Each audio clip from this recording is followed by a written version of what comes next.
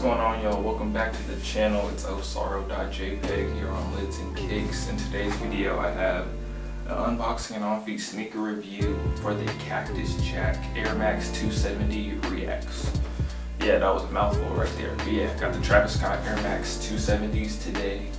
These dropped back in like late May, early June. I'm really not too big of a fan personally. It's really just, I plan on maybe holding these, you know, and trying to exploit the resale value of them. Just having them on feet, having them in person, they look very similar to like a lot of the Balenciaga runners, like the heavy, bulky Balenciaga runners, but it's like a Nike version, you know. Yeah, I'm not gonna lie, out of all the Travis Scott times Nike collaborations, this one is definitely my least favorite, but I'm sure other people will be fans of these, and like as time goes on, people might really treasure, you know, this collaboration just because Travis Scott, you know.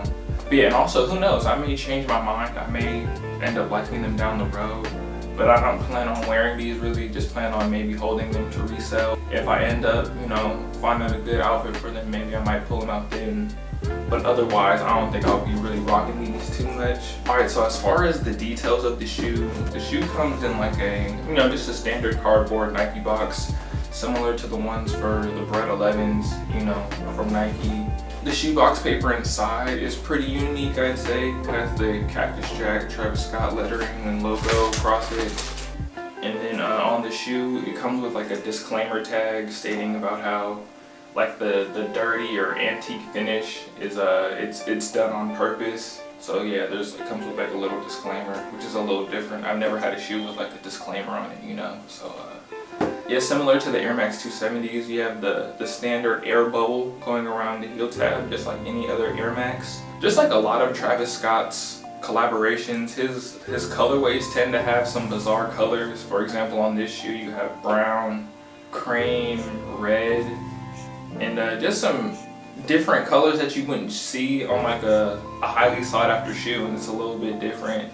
Like I said, I'm personally not really a big fan, but you know, just like the Travis Scott ones and like some of like the Travis Scott 6s, just interesting color choices by him. So yeah, I'll say that. But yeah, that's really about it for the sneaker.